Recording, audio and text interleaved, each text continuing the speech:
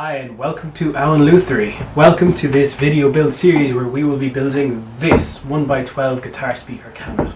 I hope you enjoy as we go through all the steps of it, and please don't forget to subscribe, hit like, leave a comment if you want on each video. Thank you very much. Alright, so I have here the two sides, top and bottom, for the basic cabinet. At the moment they're about 32 millimeters thick, which I want to bring that down to about 3/4 of an inch, which is about 19 millimeters. So to do that, I'm going to use the bandsaw to resaw them.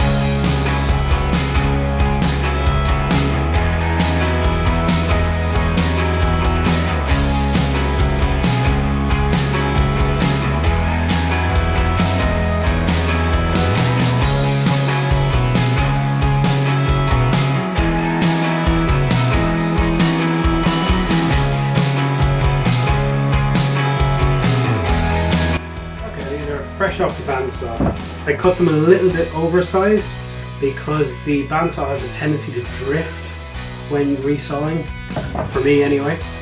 I think the blade I have on it is a little bit dull, so I should have swapped that out.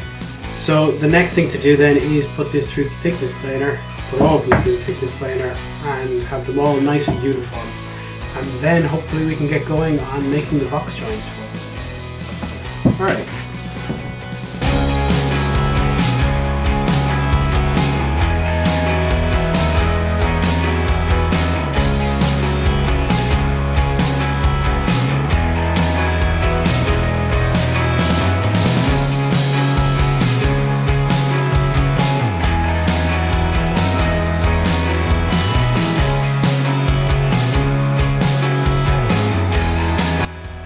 So these are all off the planer now. They're all thicknessed to shape and they're all nice and square, ready to be jointed. So I'm going to be using a box joint, which is like this. It consists of, I don't know what you want to call them, teeth and cavities, whatever. And they interlock like this, gives a very strong joint. And so the next thing I need to do is decide grain direction, which side is going to be up, which side is going to be down on each of the pieces. Since this is pine, it is going to be prone to warping. I have some other measures that I'm going to be using to prevent that, but grain direction is going to matter. So first of all, on the ends here, the grain is going like this, starting here and going like this. So grain generally wants to flatten out, so this board is going to cup up there and up there, giving a happy face as we look at it here.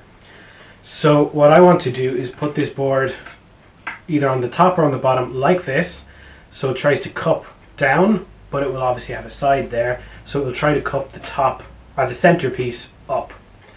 And I think that for me is going to be the easiest warping to prevent, because first of all, I'm going to have the other piece here, but I'm also going to be gluing in a square strip, probably of something like oak, just as a reinforcement, and I think that will help to hold down the center and it shouldn't warp. So we've already decided this is the way it's going to be up. Now, obviously, we have a knot here that blew out. So, I've been trying to figure out how to... I still want to use this board, so I'm going to turn that knot into a feature somehow. Or hide it on the bottom and fill it with wood filler or something like that. I'm not exactly sure yet. I could also cut something like that. His marker is gone. But I think it's going to go onto the bottom at the back like this, and we won't really see it.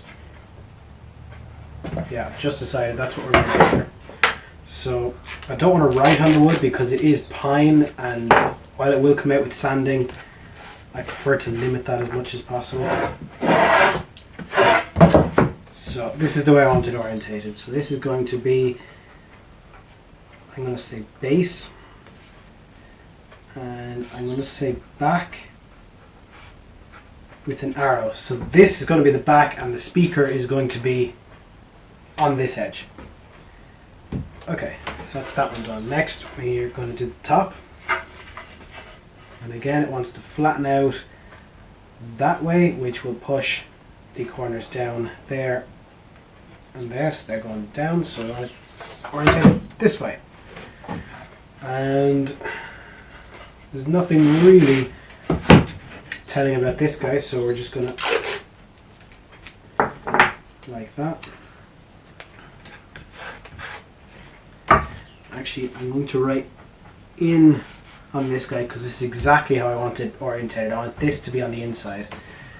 Whereas this guy, we're going to call it top, out, and back towards me. So the next guys are the sides. Now these are kind of interesting because we have the center of the tree here, the pith I believe they call it. But I can see the grain lines are tending to go towards the center. So if they try and, I want it this way, I think. If I'm following my logic here. So I want this guy orientated like this. So I'm going to call this guy left. This is my left, your right. Back towards me. And then that marker is on the inside. And then this guy, there we go. The grain is going from me over. That means I want to put it this way. Yep.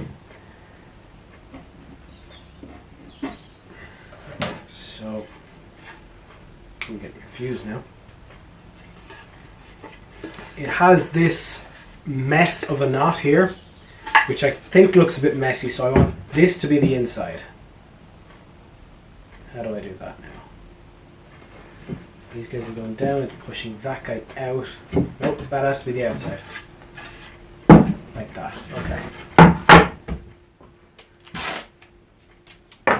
I hope I'm correct with this, but I'm not 100% sure. If I'm totally wrong, feel free to correct me in the comment section below. So right, back this way, and in. Now the next thing is I want to decide where the box joint is going to start. Because as we see on this example piece, one piece starts with a cavity and the other starts with a pin. There must be a word for that. I don't know. So I want to decide now, where do the pins start and where do the cavities start?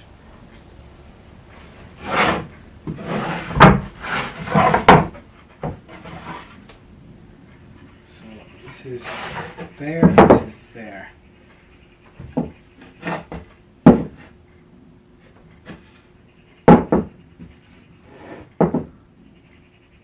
And what I'm going to do is start it at the front because that's going to be the most visible. And I'm going to start with a pin on the sides. And I'm going to do that on all of them.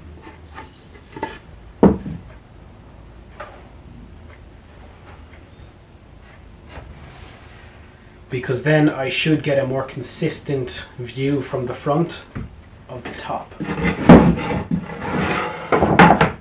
So I'm going to write, sorry, I want cavities on the sides. So I'm just going to black them out.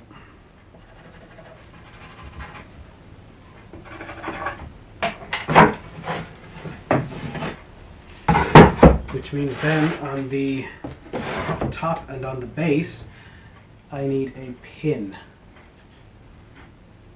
Again, this is the front side of each of them.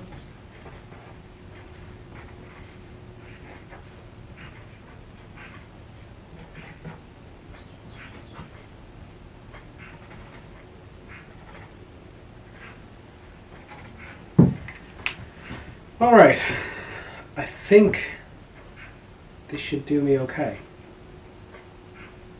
I'm just trying to go over in my head the steps I need to take to make sure I get this right the first time. I pretty much just built this box joint jig, and this was my first test piece. So it actually came out really, really well. Alright, let's just jump in, I suppose.